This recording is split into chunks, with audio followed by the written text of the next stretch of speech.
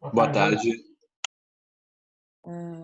Bom, desculpa aí o pequeno atraso, caiu a internet aqui. Antes da gente começar, pessoal, a gente terminou a aula na semana passada, né, e havia ficado um exercício para vocês fazerem. E eu acabei de liberar lá o Excel. Eu tinha colocado o Excel com o gabarito e tinha ficado oculto, falha minha, agora que eu me dei conta. Mas deixei lá liberado agora. Tem alguns exemplos que a gente foi utilizando aí nos slides também nas últimas aulas, que vocês podem, enfim, consultar lá o gabarito, tá? Bom, a gente hoje vai avançar um pouco, então, no que a gente está trabalhando. Deixa eu compartilhar aqui a nossa tela.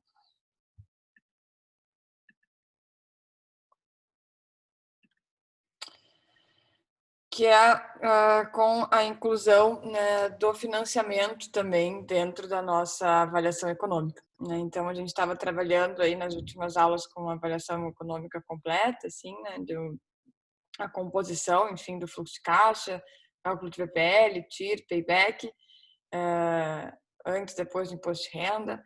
E agora a discussão aqui é e se houvesse financiamento, né? Então, também é algo que lá em Engenharia Econômica 1 se trabalha bastante os sistemas de amortização de dívidas, né? Só que não sei até quanto, né? Algumas turmas avançam mais ou menos na inclusão do financiamento dentro de modelo de avaliação econômica. Então, também sempre retomo aqui em Engenharia Econômica 2 essa nossa discussão aqui de incluir, né, um financiamento dentro do nosso fluxo de caixa, dentro da nossa avaliação. Bom, na prática, né, por que a gente tem que utilizar aqui e trazer o conceito de financiamento? Justamente porque é, na prática, como a grande maioria dos negócios são viabilizados, né? A gente vem falando sobre isso nas últimas aulas, que o dinheiro, né, a disponibilidade do dinheiro, ela existe, né, desde que eu tenha condições de mostrar para a instituição financeira, né, para o banco, que eu tenho condições de buscar esse dinheiro e eu posso, né, pagá-lo ao longo do tempo através do que a gente já entendeu que é a função dos juros, né? Então eu busco um dinheiro hoje, eu pago por esse dinheiro ao longo do tempo, pagando juros, né, para o banco. E os sistemas mais tradicionais que existem, né, e mais comuns é o sistema Price, sistema saque e sistema americano. Tá? Então a gente vai dar uma retomada sobre eles para a gente entender aqui como é que a gente incorpora o sistema de financiamento dentro da nossa avaliação econômica, né? E isso faz parte também do nosso trabalho aqui da disciplina, né, onde a busca por uma instituição, né, financeira para proporcionar os trabalhos e as análises de vocês é uma das primeiras etapas, né? E nesse sentido, né, antes de começar, assim, é super importante parar, né, e pensar que negócio é esse e que possíveis alternativas de financiamento ou de linhas, né, de instituições poderia se buscar para esse negócio, né? Então, a gente tem, enfim, no Brasil, algumas linhas, né, mais voltadas até com incentivo do governo para inovação, tecnologia, né? Por exemplo, o BNDES, a FINEP, são programas, né, muito destinados a, de alguma forma, fomentar a inovação e desenvolvimento tecnológico, que, né, eventualmente tem linhas de crédito com taxas bastante benéficas, né, taxas baixas.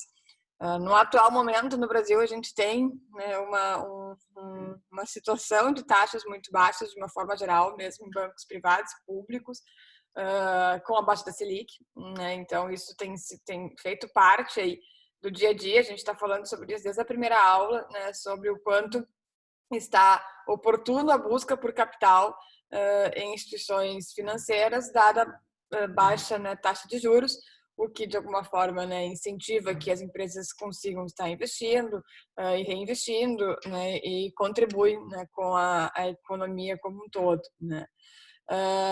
Outras linhas assim que tem muito fomento por parte do governo, agrícola, né, tudo que é investimento agrícola, costumam sempre ter linhas específicas, especiais, Energia renovável, né, também tem muito interesse do próprio governo de que haja mais investimento, né, nessas linhas de energia mais limpa. Então, há taxas, né, mais favoráveis para algumas linhas de projetos.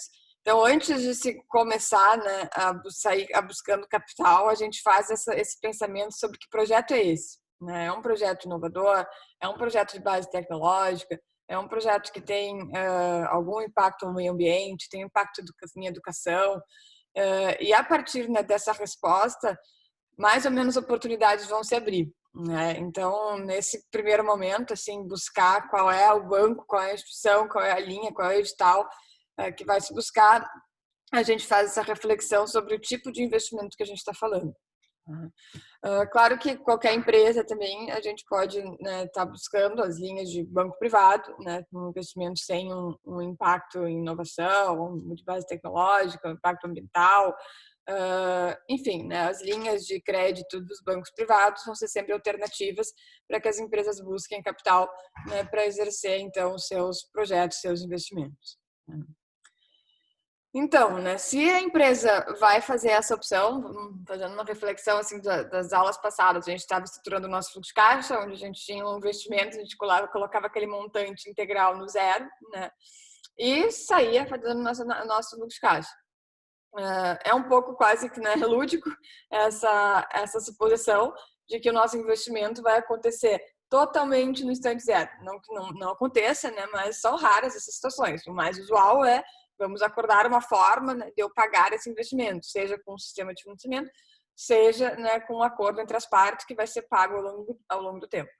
Logo, né, essa forma, né, esse acordo de como será pago esse investimento tem que entrar no nosso fluxo de caixa aqui e vai causar impactos. Né? Um dos principais impactos que a gente tem que cuidar é que juros, né, como a função juros, ela tem um comportamento similar à depreciação para análise econômica. Né? Então, ela é passível de dedução do resultado da empresa para fins de imposto de renda. Então, isso faz uma mudança aqui super importante na nossa estruturação de fluxo de caixa e de análise econômica. Né? A gente pode tirar, assim, quando a gente tira a depreciação do resultado, eu tiro juros, né, para ser tributado no final do exercício.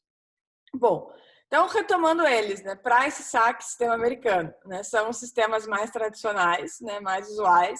O SAC, né, talvez o mais realmente comum, né, eu sempre costumo brincar quando estou dando essa aula, se alguém na turma já fez algum, já pagou alguma dívida com algum sistema de financiamento. Alguém já teve essa experiência? Continuo? Continuo pagando. E foi saque? Sim. Enfim, a brincadeira é quase sempre certa a resposta, né? Que são poucos os alunos, mas uma única vez eu encontrei um aluno que tinha feito um price. Né? É muito mais comum o sistema saque e a gente vai aqui relembrar, né? Ou entender pela primeira vez o porquê disso, né? Já de antemão, é o sistema que vai representar menos risco para a instituição financeira, né? Porque ele vai comprometer o devedor, né? A pessoa que está buscando dinheiro, com parcelas mais expressivas no curto prazo, né? E as parcelas vão reduzindo ao longo do tempo. Eu diminuo a dívida mais fortemente no início e vou, enfim, ao longo do tempo pagando mais juros, menos dívida. Né? Esse é o comportamento do saque. A gente vai olhar ele agora com um pouco mais de detalhe, tá? Então, os três, né, eu linko as letras aqui falam, o sistema francês, o price, o P aqui de fixar a prestação, então é fazer um acordo de pagamento de dívida onde ao longo dos 300 meses eu vou pagar sempre uma mesma prestação, né? Então, eu pessoa física, me organizo, né, financeiramente que eu vou pagar uma prestação igual ao longo de um período, né, maior ou menor.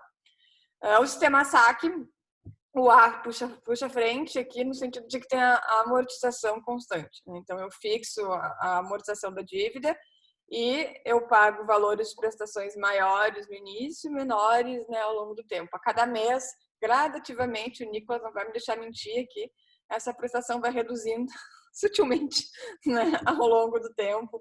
Cada mês dá para comprar um house. Boa! Exatamente. Então, mas ela reduz, né? Não dá para negar. Então, vai reduzindo ao longo do tempo. E o sistema americano, né, é um sistema que a gente amortiza a dívida, né, integralmente no final. Então, o que eu faço ao longo do meu período, né, de acordo de pagamento da dívida? Eu não deixo ela crescer. O que é isso? É pagar os juros. Eu mensalmente, né, vou pagando os juros relacionados à dívida, não amortizo nada. E no final, né, de um período acordado, eu vou lá e amortizo a dívida num momento único, né?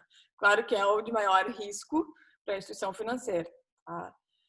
Todos eles são economicamente equivalentes, né? Se eles estiverem sujeitos a uma mesma taxa de juros, né? Usar price, saque o americano, não vai, né, ter diferença econômica, mas tem maior ou menor risco, né? E comportamentos de fluxo de caixa completamente diferentes, né? Que é isso que a gente tem que entender um pouco revisando eles. Tá? Então, o price, né, o que ele faz? Ele vai fixar, né, as prestações.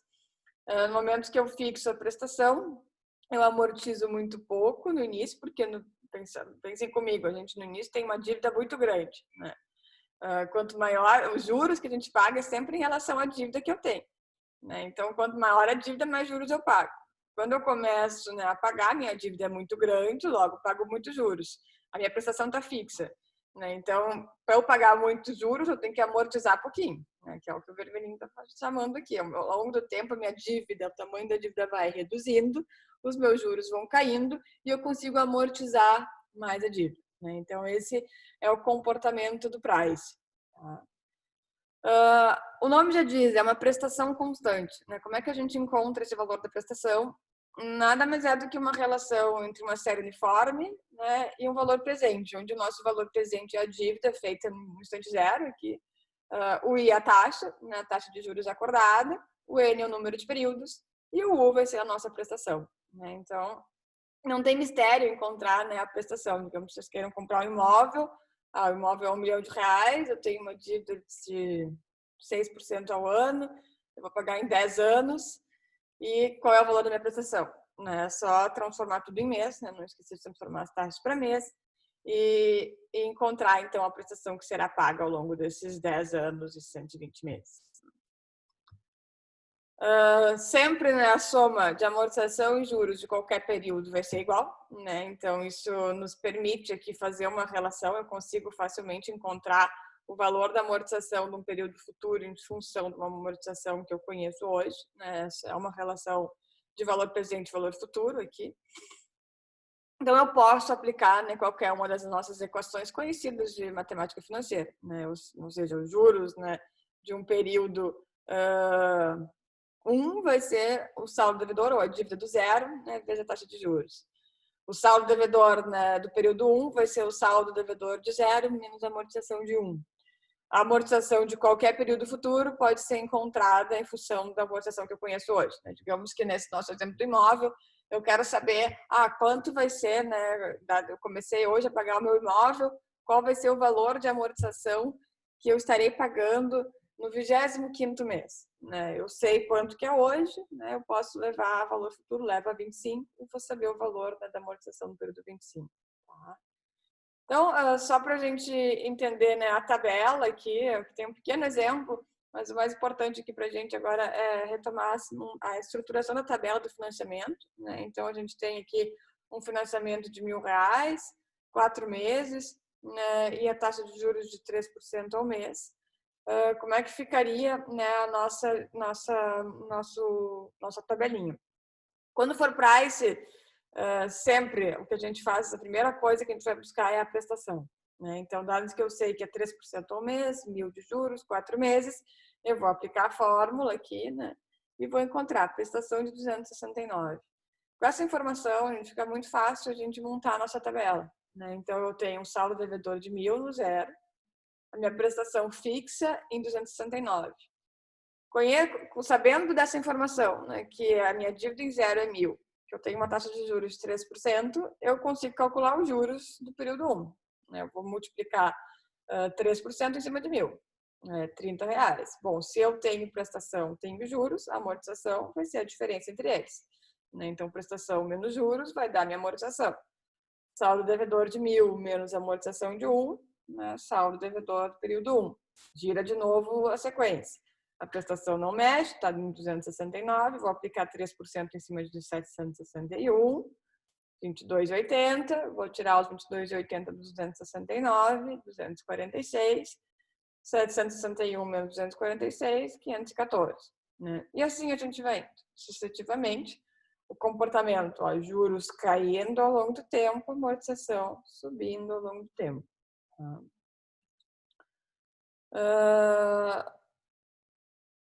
Aqui é só um exemplo que depois a gente pode fazer, vou passar aqui. Desculpa, é só para a gente fazer uma discussão aqui sobre taxa de juros, TMA, né, e impacto do uso do financiamento. Antes da gente olhar qualquer número, né, pessoal, fazer uma pergunta para você. Se eu tiver um financiamento, né, com uma taxa de juros de 5% ao ano, tá, e eu puder pagar, enfim, independente da forma de pagamento que eu venha fazer, a taxa de juros é 5% ao ano. E aí, ao mesmo tempo, eu digo a vocês, né, que existe uma possibilidade de fazer, então, um pagamento de uma dívida sem financiamento, né, onde a empresa vai utilizar como uma TMA 5% ao ano também. Ou seja, eu vou pegar esse investimento, seja de 500 mil reais, né, vou colocar lá no instante zero, né, vou investir 500 mil reais do meu dinheiro e segue todo o fluxo de caixa e minha TMA é 5%.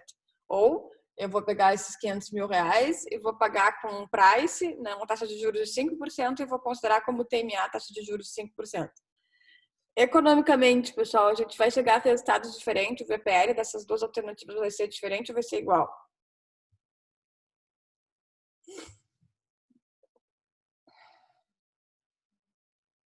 Igual? Igual, né? Por quê? Porque o custo do dinheiro ao longo do tempo, ele não mudou nessas duas alternativas. Mas, né, por outro lado, faz sentido a TMA da empresa, né, ser exatamente igual à taxa de juros, né? O conceito de TMA, a gente vai falar sobre isso bastante na aula de hoje. É justamente o custo de capital mais as incertezas associadas, né, àquele investimento.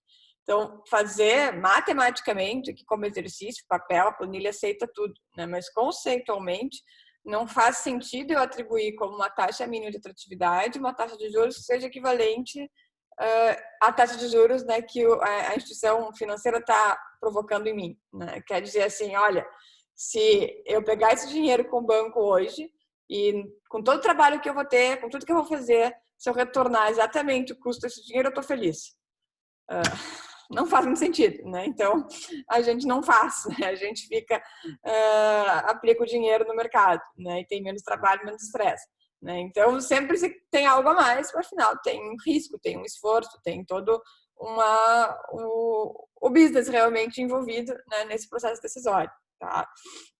Ou seja, né, aqui eu estou fazendo essa reflexão para trazer a vocês, e é o que está nos próximos slides aqui, que ao usar, né, uma taxa de juros, ao buscar um financiamento, pegar o momento atual, né, onde a gente tem taxas de juros baixas, o que isso significa? Né? Eventualmente é uma oportunidade de eu buscar um dinheiro no mercado, né, de buscar um dinheiro na instituição financeira, viabilizar o nosso projeto e esse dinheiro que eu vou buscar na instituição financeira pode ter um custo menor do que o meu dinheiro próprio. Tá? E isso torna a viabilidade do negócio melhor. Né? O meu dinheiro próprio pode custar muito caro, porque ele está aplicado em vários fundos, em uma carteira de negócios, né, múltipla. Ele tem um custo associado, tem um custo de oportunidade. Né? No momento que a gente tem agora, né, a oportunidade de taxas de juros baixas, saber usá-las, né, para viabilizar os investimentos dos projetos é a primeira etapa de começar a desenhar um novo investimento. Né? É ali que a gente começa a discutir e pensar as alternativas existentes, né, de acesso a capital e o capital que seja mais rentável. Né? Então, buscar taxas mais baixas, né, proporcionaliza um investimento com um melhor, né, retorno econômico. Tá? Agora, se eu atribuir, né, taxas sempre equivalentes, não vai fazer diferença nenhuma. Né? Basicamente isso. Tá? Então, nesse caso aqui, é mais ou menos isso que está sendo explorado. Né? Então, a gente tem Uma empresa que fez um investimento no BNDES, uma taxa de 4,5% ao ano, né, que vai ser pago num prazo em 4 anos. A empresa efetuou uma reforma em sua planta e permitiu um aumento de produtividade e, consequentemente, de receitas, que aumentaram 500 mil ao ano. As receitas iniciarão a partir do primeiro ano e a empresa utiliza um horizonte de 5 anos para fazer análises econômicas. Sabe-se que a TMA da empresa para esse projeto adicionou uma pequena parcela de risco à taxa de juros e se trabalhou com uma TMA de 6% ao ano. Tá? Então, aqui está o cenário que a gente estava refletindo um pouco em conjunto, que eu tenho a busca, né, esses 2 milhões custam quanto? 4,5%. Né? Agora, o dinheiro da empresa, né, o negócio da empresa custa 6% ao ano. Né? O capital da empresa tem esse custo de 6% ao ano, que foi aqui atribuído. Depois a gente vai discutir um pouco como é que a gente chega no 6%. Tá? Na primeira etapa, né, calcular a prestação. Né? Então, vou pegar os 2 milhões, substituir aqui como P, 4,5 como taxa de juros, né, um horizonte de 4 anos e vou chegar, então, no valor da minha prestação. Então, vamos lá, né? Colocando isso dentro de um fluxo de caixa, a gente teria prestações sendo pagas, as receitas sendo geradas e um VPL aqui de 174 mil, né? Onde os 2 milhões custaram 4,5% e o saldo gerado pela empresa, né? O dinheiro gerado pela empresa ao longo do tempo aqui tem um custo aí de 6% ao ano, tá? Então, nesse cenário, eu tenho viabilidade econômica e se não houvesse financiamento, né? Como é que ficaria? Se eu pagasse os 2 milhões aqui no zero, né, e tivesse o mesmo comportamento do projeto, o meu VPL cairia de 174 para 100 mil. Né? Por quê, gente? A única diferença aqui entre esses dois fluxos de caixa é que nesse cenário aqui, eu estou dizendo, os 2 milhões investidos têm um custo de 6% ao ano. Né? Ou enquanto, se eu for usar o financiamento, eu consigo baixar esse custo dos 2 milhões de reais para 4,5%. Né? E isso faz, onde viabiliza, né, o retorno econômico do projeto. Só para, né, aqui para fins didáticos, se a gente forçar a barra, né, então se eu disser que juros, né, do financiamento, desculpa, que a TMA da empresa venha a ser igual, né, aos juros, né, ou seja, né, eu vou considerar como TMA 4,5%, pagar no zero, pagar com as prestações, não vai, né, remeter impacto no VPL. Tá? É só aqui para fazer a prova com vocês de que, né, o que muda, né, o que realmente favorece no uso do financiamento é a não descapitalização, muitas vezes, né? Então, tu acaba tendo menor risco de expor caixa e, principalmente, quando há oportunidade de taxa de juros mais baixa, conseguir buscar dinheiro a custo mais baixo. Bom, mas e aí, né? Como é que a gente incorpora, né, esses nossos, o nosso financiamento aqui dentro do nosso fluxo de caixa? Tá? Eu já antes comentei com vocês que juros, né, têm um comportamento parecido com a depreciação, ou seja, né, eles podem ser reduzidos, né, do resultado da empresa para fins de imposto de renda. Tá? Então, dessa forma, o que acontece? Tá? O nosso fluxo de caixa tributável, que antes a gente sempre fazia fluxo de caixa antes do imposto menos depreciação, agora eu vou pegar as receitas, menos as despesas, menos a depreciação, menos juros. Por quê, gente? Pensem comigo, quando a gente está montando a tabela do fluxo de caixa, a prestação vai entrar com uma despesa que eu estou tendo, é um custo que eu tenho, né? Então, a prestação, que nela tenho juros e amortização, né, onde a amortização é o pedaço do investimento em si, né, o valor da dívida, e juros é o que a gente está pagando, né, para ganhar tempo para pagar essa dívida, né, ela entra como uma saída, né, como algo que está saindo todos os meses, todos os anos. Então, o meu fluxo de caixa de imposto vai pegar esse valor de prestação, vai somar a receita e vai chegar lá num número, tá? Esse valor, né, já está, então, trazendo o juro junto, né, porque ele está embutido dentro da prestação. Então, para eu chegar no meu fluxo de caixa tributável e só isolar, né, essa função juros aqui do meu resultado, eu vou pegar o que eu ganhei, né, menos as despesas que eu tive, menos a depreciação, menos juros, tá? Porque senão se eu pegar só o FCAI e fizer menos depreciação e menos juros, eu vou estar, né, tirando juros dentro da própria conta que ele já entrou, né, primeiro. Agora, olhando a tabela, fica um pouco mais fácil.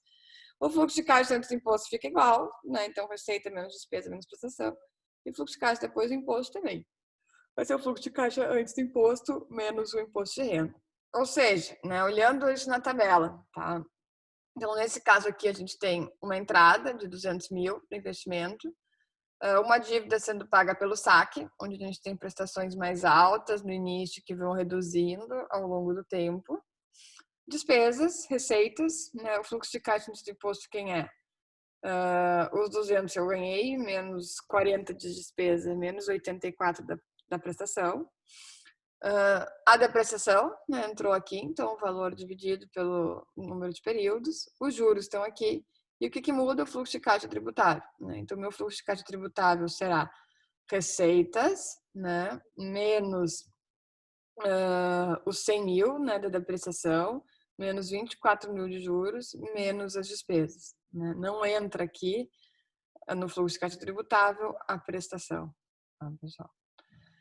Bom, em cima do fluxo de caixa tributável, incide então o imposto de renda e finalmente a gente calcula o fluxo de caixa depois do imposto, que vai ser o antes do imposto menos imposto de renda. Tá? Vale. A depreciação aí, no caso, é calculada em base em qual valor?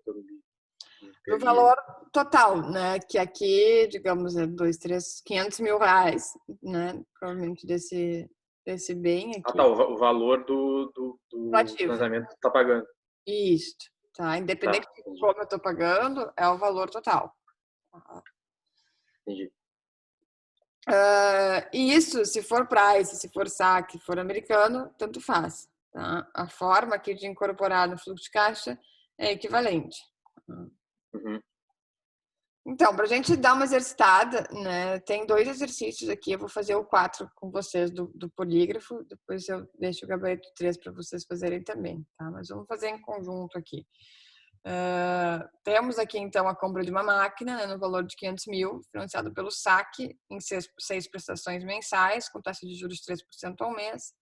O maquinário renderá receitas de 200 mil ao longo de 6 meses, tem IMA da empresa de 4%, ao mês e é a alíquota de 2% de imposto de renda, tá? Então, vamos resolver aqui o probleminha, tá?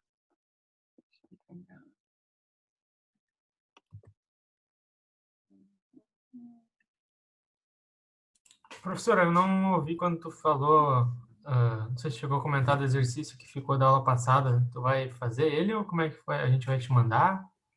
Não, eu não fiz ele, tá? Eu coloquei o gabarito dele no Moodle, mas se alguém tem dúvida, a gente pode depois retomar no final da aula. Tá? Obrigado. Vamos lá, então, deixa eu só organizar aqui. Investimento é 500 mil. O N são 6. Os juros é 3%. A receita são 200. Deixa eu dar um zoom, deve estar pequeno.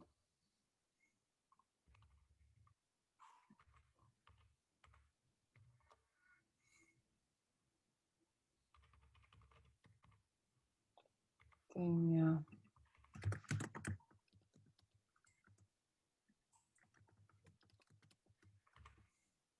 isso, né?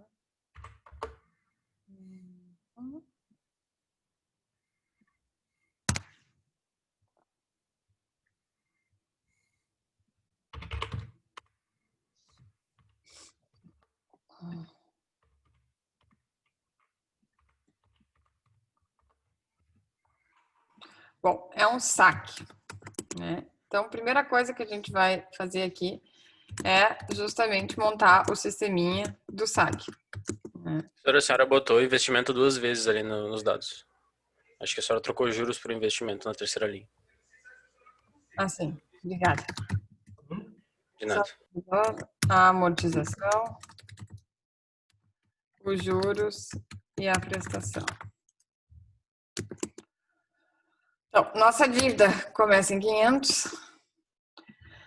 O sistema saque, a amortização é constante, ou seja, em 6 períodos aqui, eu preciso amortizar os 500 mil reais, né? Então, simplesmente se divide o valor do investimento pelos 6 períodos.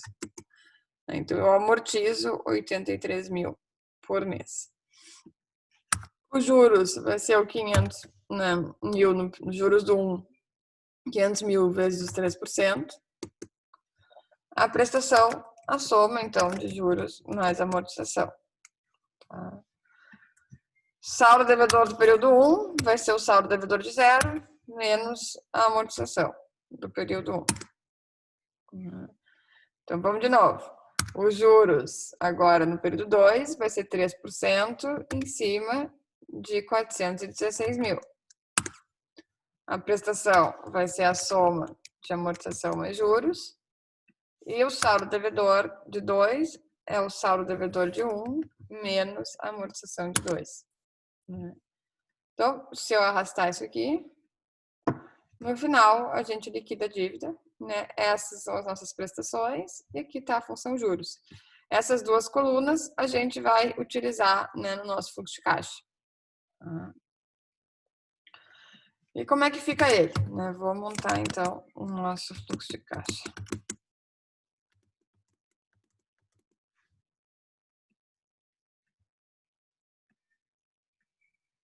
Tem o investimento. Que vai ser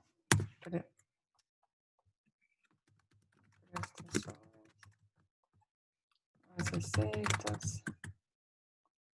As despesas nesse caso não tem, então repor.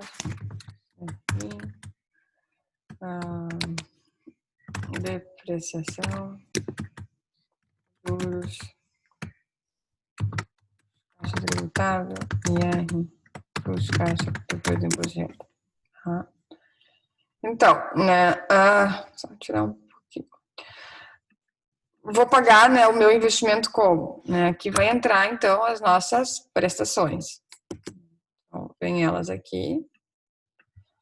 As nossas receitas. Vou buscar o valor de receita.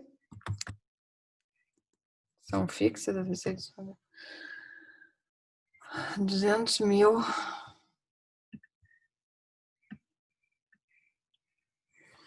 O nosso fluxo de caixa aqui, então, é 200, né, menos prestações. A depreciação vai ser os 500 mil dividido por 6. Então, a prestação. Os juros, vou buscar na tabela aqui do financiamento. E agora esse é o cara, né, que muda. Quem vai ser o fluxo de caixa tributável? Nesse caso, receitas menos depreciação menos juros. Tá? Não entra, né, dentro do cálculo de fluxo de caixa tributável o meu dispêndio, aqui, o que eu estou pagando com prestações. Tá? Por quê, gente? Fale. Pode falar. Pode explicar novamente por que a gente calculou a depreciação daquela forma? Aqui, essa aqui? A depreciação? Isso. A depreciação é sempre, né, o valor do ativo dividido pela vida útil, né? Então, a gente falou um pouco na semana passada sobre depreciação. Eu encontro ela, né, dividindo quanto que eu paguei por esse bem, né, por esse ativo que eu estou adquirindo, e divido pela vida útil que é tabelada, né, definida, então, pela Receita Federal, o prazo de vida útil, né? Então, nesse caso aqui, o problema estava dizendo, né, a vida do equipamento são 6 períodos aqui, né? Então, a gente vai dividir ela por 6, mesmo que eu venda, né, esse equipamento no final e tenha alguma entrada de dinheiro nessa venda, na perspectiva do governo, o governo entende que nesse momento, né, já esse ativo não teria valor de mercado. É isso que o governo está, né, afirmando. Tá? Então, daí que vem o cálculo da depreciação. Lembrou um pouco? Sim, obrigada. Bom, então voltando aqui o fluxo de caixa tributável, só para ficar, né, firmar isso com vocês, É a receita menos a depreciação menos juros, né? E se tiver custos, se tiver despesas, claro que vão sair.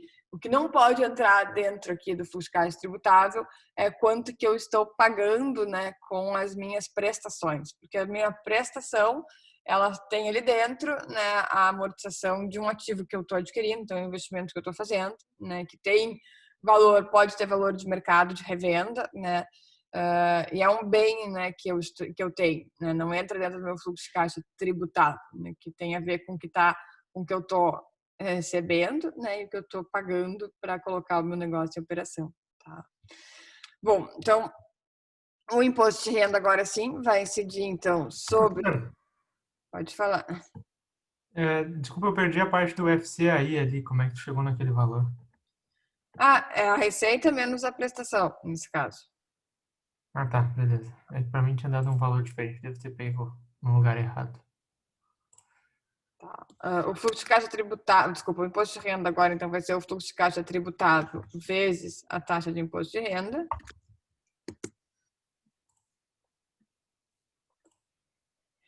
E finalmente, né, fluxo de caixa depois do imposto vai ser o FCAI menos o imposto de renda. Então, vou botar dinheiros aqui nessas coisas. Nosso VPL, agora sim, então, eu vou usar como TMA os 4%.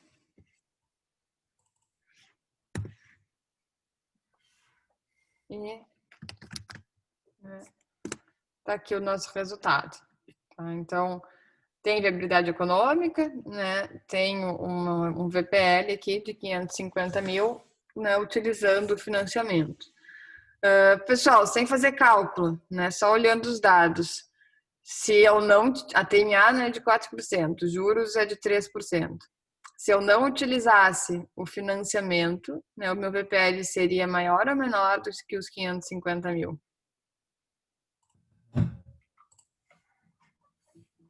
Como assim não usar o financiamento? Se eu fizesse um investimento, né, no zero do meu dinheiro, né, pegasse e investisse esses 500 mil no zero. Eu vou montando aqui embaixo quando vocês vão pensando. É exatamente aquela discussão que a gente estava fazendo, né, sobre o custo do dinheiro. Né, se eu fizesse assim.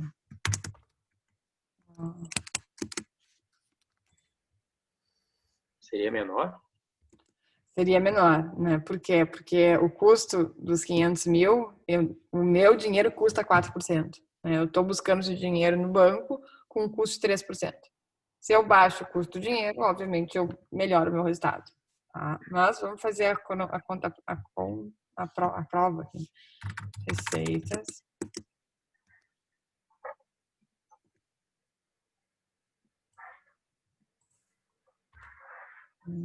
Fluxo de caixa antes do imposto.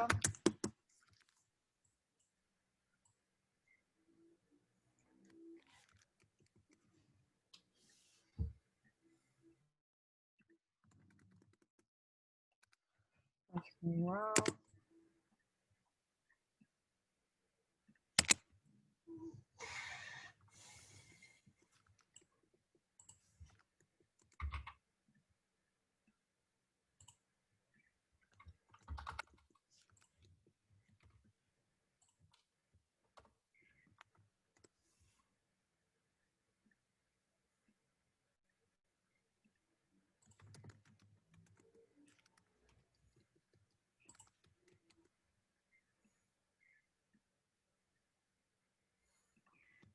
Finalmente.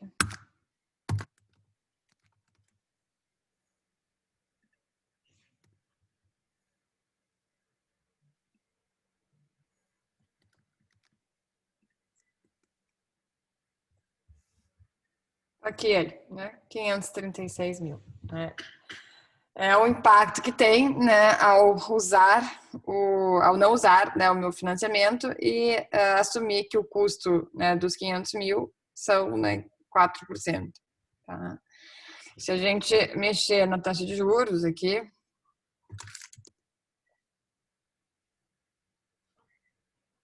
o nosso, né, vai ter uma pequena diferença aqui até dos arredondamentos, né, mas eles vão ficar super parecidos aqui, né?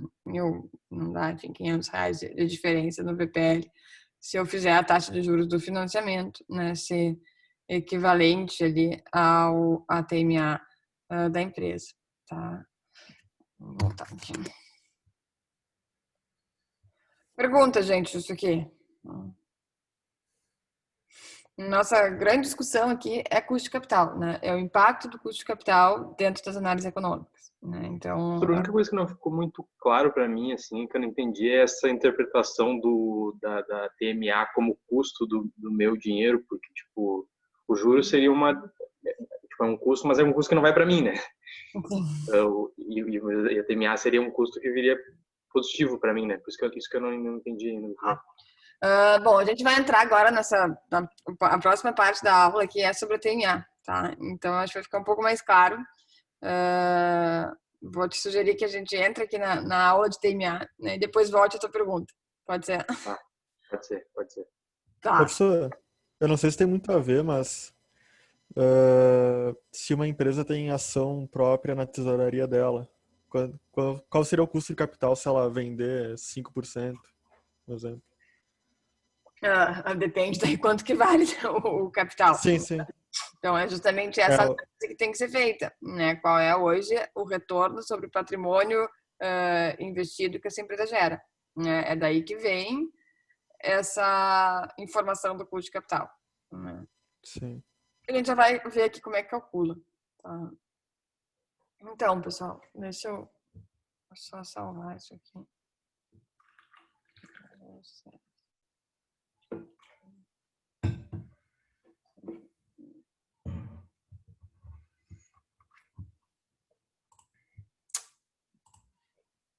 Então, o que é a TMA, por definição, né? Já começando a responder a pergunta que foi colocada aqui, né?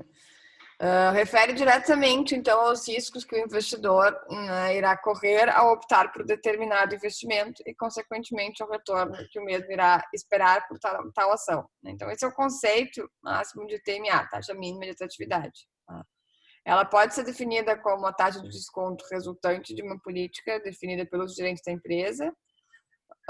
Ela reflete, né, o custo de oportunidade dos investidores que podem escolher entre investir no projeto que está sendo avaliado ou em outro projeto similar, né, que vai gerar uma rentabilidade similar, né, ou nem tanto. Tá? Então, em resumo, ela representa a taxa de juros da empresa no mercado acrescida das incertezas, né, dos valores de fluxo de caixa. Né? Então, qual é o custo do capital da empresa mais, né, um risco associado. Tá? E que custo é esse? Né? E vai em contra a segunda pergunta aqui que foi colocada, né? Como é que a gente avalia, mede, né, o custo do capital? A gente faz, né, um dos métodos mais utilizados para isso é aplicar, né, o método custo médio ponderado de capital, né, que vai fazer a composição entre o capital próprio mais capital de terceiros da companhia. Tá? Então, como é que a gente chega, né, nessa relação? Pegando os exemplos que a gente está trabalhando aqui. O capital de terceiros é esse custo, né, do capital que eu busco no mercado. Né? Qual é a taxa de juros dos dinheiros que eu estou buscando para botar o meu negócio em operação. Né? Então, esse é o custo do capital de terceiros. Se eu vou buscar um investimento anjo, né, um fundo de investimento, quanto que esses caras querem, né, investindo na minha empresa? Esse quanto que eles querem é o custo do capital de terceiros. É quanto que eles estão exigindo, né, sobre de rentabilidade sobre o meu negócio. E o capital próprio, quanto que eu, empresa, gero de resultado. Né? Qual é a rentabilidade, né, o que eu estou gerando em cima do investimento, né, atribuído nesse negócio. Tá? E, além disso, né, em cima dessa equação aqui, é comum, né, a prática de a gente calcular o CMPC e, em cima do CMPC, ainda adicionar, né, uma taxa de risco aqui, né, que seria o extra aqui para, de alguma forma, talvez seria o método mais simples, né, mais simplista para a gente incorporar alguma proteção ao risco. Né, porque retornar exatamente o CMPC, né, retornar o custo de capital próprio mais capital de terceiros é não sair perdendo, né, frente ao que eu tenho hoje. né? E o que dá o extra aqui, né, seria colocar então o spread aqui, né, que é o a mais que a gente está buscando. Então, aqui embaixo fala entre 15% e 17%, né, por exemplo, numa empresa. Como é que a gente calcula, então? Essa é a equação do custo médio ponderado de capital, apesar dela parecer feia, né? Ela, na verdade, não é tão complexa. Desculpa. Mas, bom, o que ela faz aqui, né? Nesse lado esquerdo da equação, a gente tem a composição do capital de terceiros. Tá? Então, eu tenho, né, as dívidas na estrutura de capital sobre o total do capital, desconto, né, a tributação sobre esse dinheiro buscado, né, e aplico a taxa de custo desse capital de terceiros. Somo, né, o capital próprio, né, então o percentual de capital próprio e o custo desse capital próprio. Tá? Então, por exemplo, né, vamos calcular o CMPC de uma empresa que possui taxa de capital próprio de 15% ao ano, capta cerca de 30% de seus recursos investidos no mercado a uma taxa de 18% ao ano. A empresa está submetida a uma alíquota de 34% de imposto de renda. Tá? Então, as dívidas, né, de capital são quanto? Qual é a proporção? Tá? 30% ela capta a 18%. Né? Se 30% ela capta, 70% é dela, a uma taxa, a um custo de 15%. Né? Então, na verdade, aqui nessa equação eu vou botar, né, o 0,3 vezes 1 menos 34% vezes os 18%, mais, né, 70% vezes 15%, que é o que está aqui deduzido. Né? Então, eu tenho 30% do capital com terceiros, né, os quais eu tenho que tirar o imposto, e eles têm um custo de 18%, e eu tenho 70% comigo, né, a um custo de 15%. Então, o custo médio ponderado de capital, né, nesse negócio é de 14,06%, né, ou seja, pelo menos 14,06%, né, os projetos, né, de análise econômica têm que retornar. Né, eu vou usar essa taxa como TMA da empresa. Bom, como é que a gente determina, né, de onde vem essa informação do custo do capital próprio? Ela não cai do céu, não deve cair. A gente falou um pouco sobre Selic acho que na primeira aula do semestre, né? É uma informação que muitas vezes é utilizada, né, como uma referência, mas eu posso sim calcular, né, esse custo do capital próprio. Tá?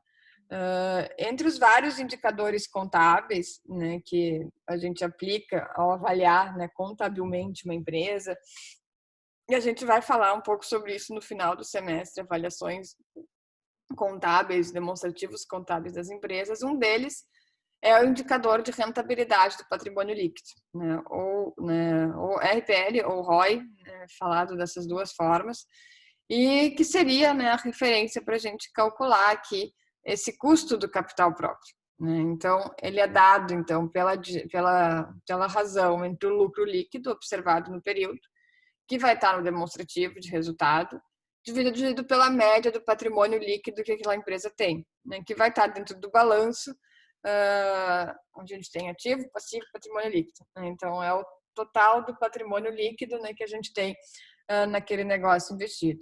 Tá? Então, esse indicador, né, indica a rentabilidade do acionista, ou seja, o percentual de retorno em relação ao patrimônio médio investido. Obviamente, quanto maior, melhor. Né? Então, é isso que está se trazendo aqui. Qual é o custo de capital dessa empresa? Quanto que hoje ela gera, né, para os investidores, para os sócios dessa empresa. Se a gente levar isso para o mercado financeiro, seria, que é muito fácil a gente olhar para o mercado financeiro, qual é a rentabilidade ou, né, qual é o retorno que está tendo a ação que eu estou investindo no último ano. Pegar Lojas Renner. Qual foi, então, o retorno, né, observado na pessoa que investiu na Lojas Renner em 2019. Tá? Então, isso seria o custo, né, de capital, o custo de oportunidade do papel, né, das Lojas Renner. Né? Então, empresa de capital aberto é muito fácil, né? É só pegar essa realmente rentabilidade anual do papel no mercado. Empresa de capital fechado, a forma de a gente calcular é justamente olhando, né, para o balanço e fazendo essa relação. Então, por exemplo, se a empresa teve lucro líquido de 518, né, ela tem um patrimônio médio aqui na faixa dos 688, a relação, né, de lucro sobre o patrimônio dela é de 75%. Né? Então, essa seria assim, a interpretação. Para cada 100 investido, os acionistas retornam líquido 75. Né? Essa seria a relação aqui. Né?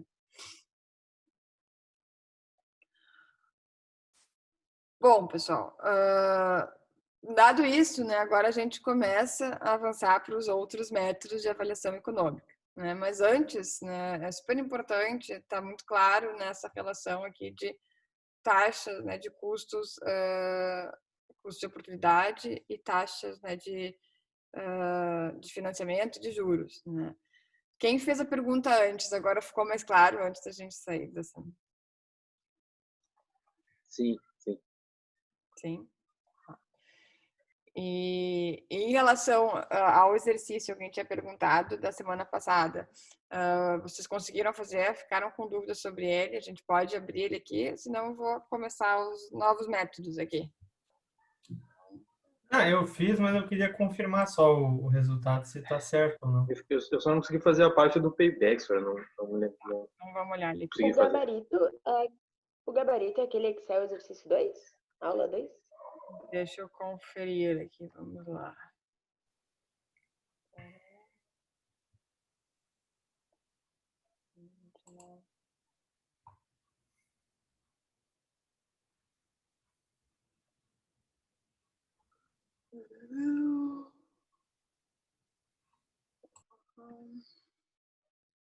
Não, aqui não vai estar.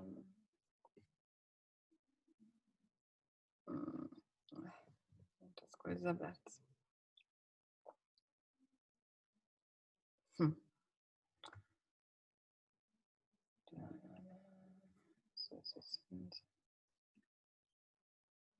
Deixa eu ver se ele está aqui.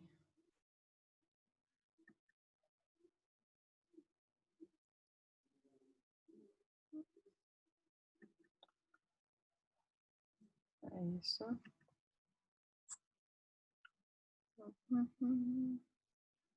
Acho que era aquele ali. Eu não lembro dos números. 5 anos, vamos ver. 7 milhões.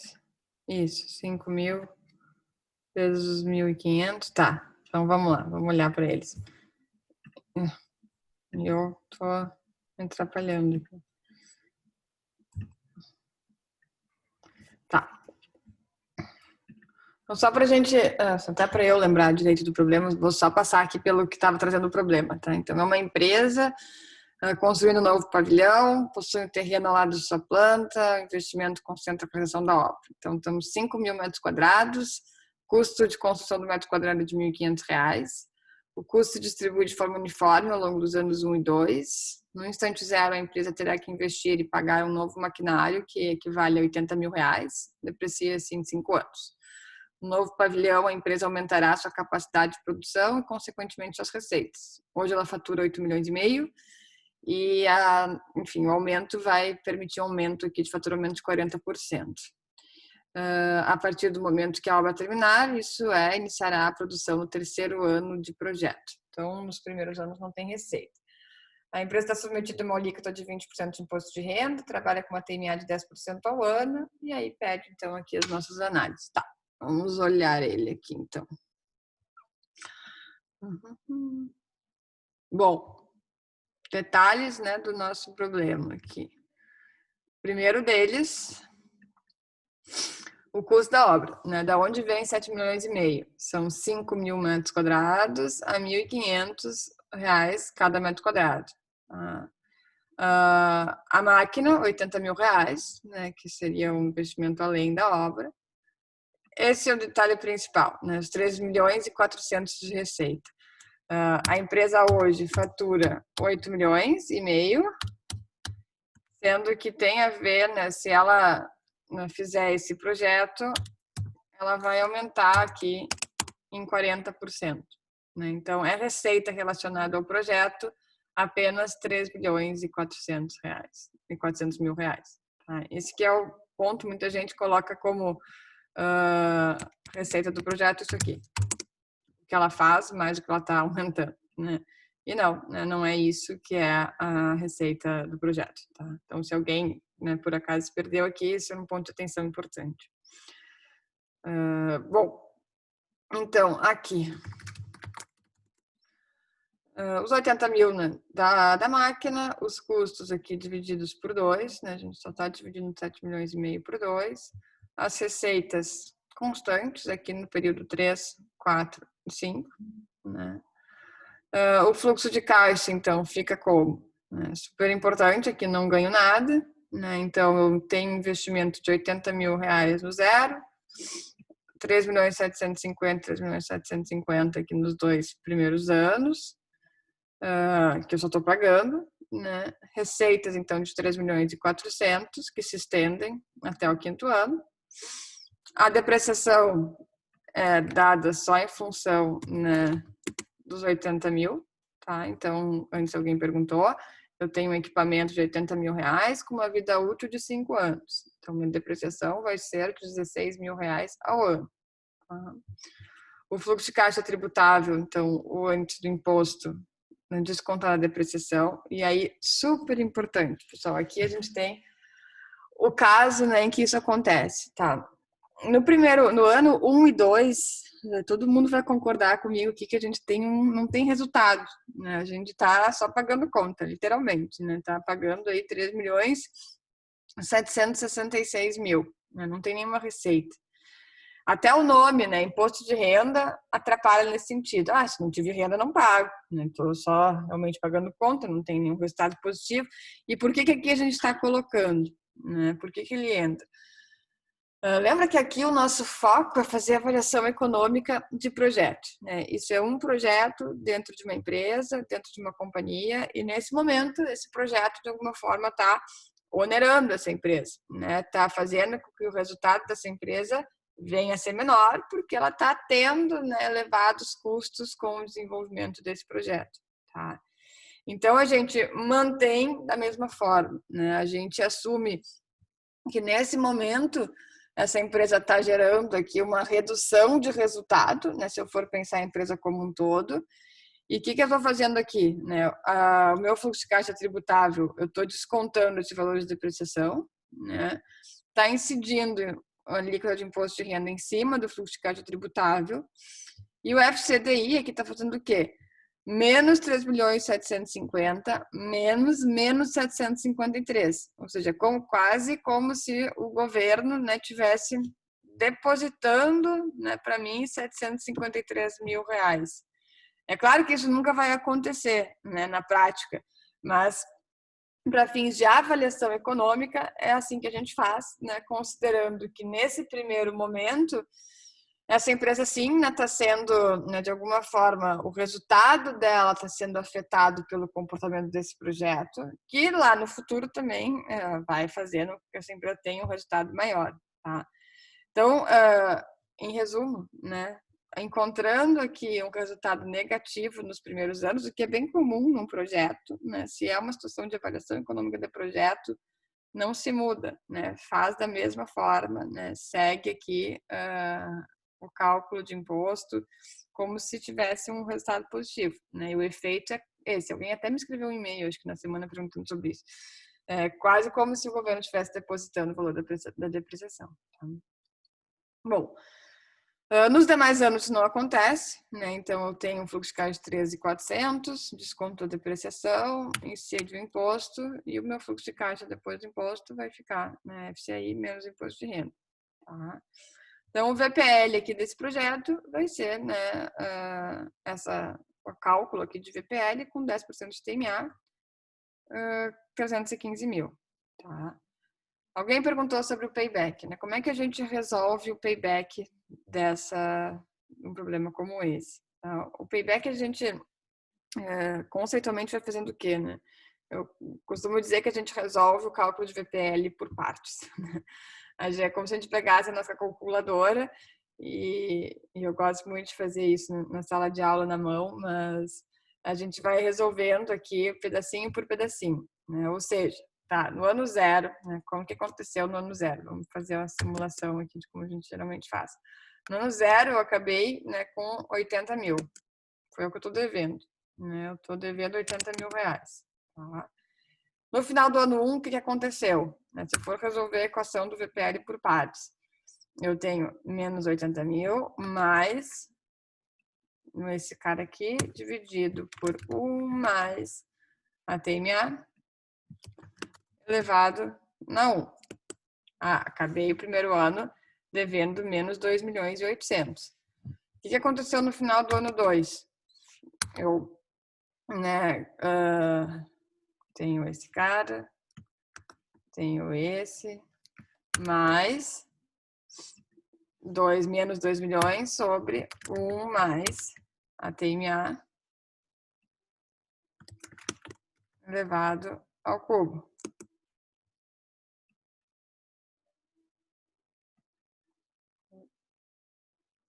Não, desculpa. Ao quadrado? Calma aí. Eu botei ao cubo. Isso.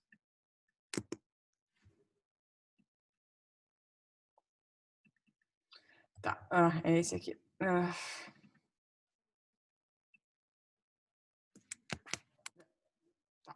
Então, eu saí desse resultado do primeiro ano, né? Entrei no segundo ano, o que aconteceu? Entraram, né, eu aumentei minha dívida em 2.996.000, só estou trazendo ele para o mesmo estado, tá? De período. Bom, no ano 3, o que aconteceu? Comecei o ano com esse resultado e eu tive, né, como pela primeira vez, um resultado de 2.700.000, mais a TMA elevado ao cubo. Comecei a reduzir, né? No quarto ano, o que aconteceu? Comecei o ano devendo 3.200.000 e o que aconteceu? Eu recebi esses 2 milhões sobre 1 mais a TMA. Ainda está negativo. Finalmente, né, no quinto ano, começou o ano, né, com esse saldo negativo de 1.300, mas o que eu recebi nesse quinto ano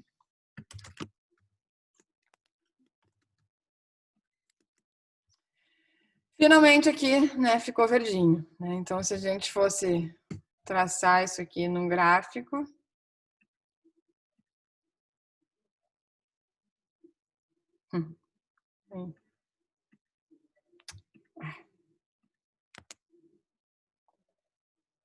né, eu começo.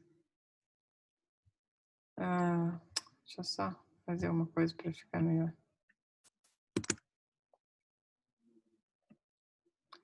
Eu começo, né, negativo, fico bem negativo, vou deixando de ficar negativo, e aqui no quinto ano, né, eu quase no quinto ano, deixa eu aumentar aqui o gráfico. Quase no quinto ano, só muito no final do quarto, eu passo, né, finalmente a ter um retorno positivo, né, passo a ter saldo positivo nesse projeto. Ou seja, qual é o payback aqui? Eu passo a ter retorno econômico ao final do quarto ano. Tá? Então, essa é a interpretação aqui sobre o tempo de viabilidade, o tempo de retorno do projeto. Perguntas, pessoal?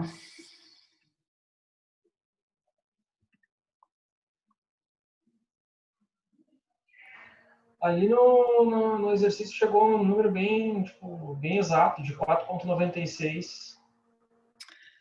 Tá. Enfim, dá para fazer, né? Eu, pessoalmente, não gosto muito do 4,96 e que aqui nem seria 4,96. Na verdade, a gente, para fazer esse valor exato, tem que fazer essa continha aqui, que seria 4,81. Provavelmente eu usei aqui em algum momento.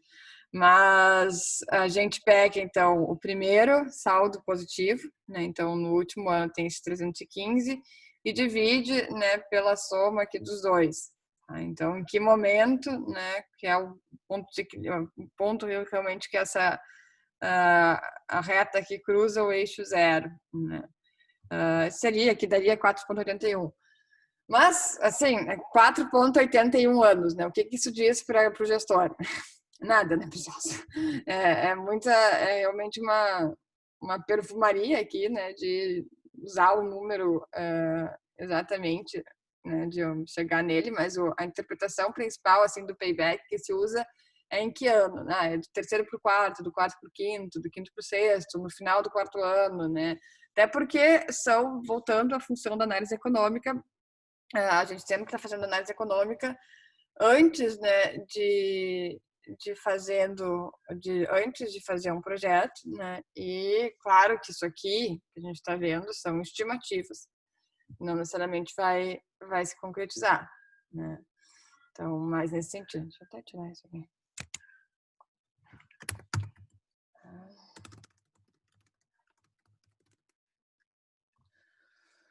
E aí, gente, mais alguém com alguma pergunta?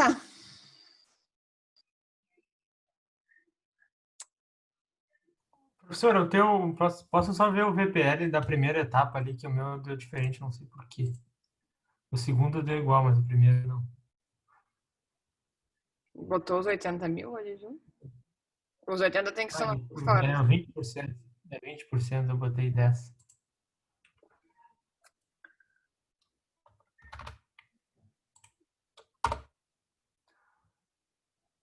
Confirma para eu ver qual o valor que deu. 835, 529. Tá, beleza, valeu. Uhum. Bom, pessoal, então tá. Então seguimos. Semana que vem eu entro nos novos métodos para não cortar aqui no meio do caminho, né? A gente, brinco, esse semestre não tem nenhum feriado quinta-feira. A gente é super privilegiado em tempo de aula, né? Então a gente pode ir com mais calma aqui. Beleza, gente? Alguma pergunta final? Algo que tenha ficado? Não? Então daqui a pouco depois posto o vídeo lá, mando o link do YouTube para vocês. E deixei, antes, só para comentar aqui do Moodle, esse é o gabarito do exercício, os financiamentos eu vou colocar aqui. A gente fez o 4, lembro que tem o 3 ali, né, para ser feito por vocês, e o gabarito vai estar aqui dentro desse arquivo. E esse outro exercícios, aula 2, são exercícios do polígrafo que a gente foi passando, ali que eu fui mostrando no polígrafo, estão resolvidos no Excel, para quem quiser acompanhar. Tá bem, gente? Obrigada, então. Bom final de semana para todos. Até quinta que vem. Valeu, até mais. Tchau, tchau. Boa noite, tchau, tchau. Isso, sim.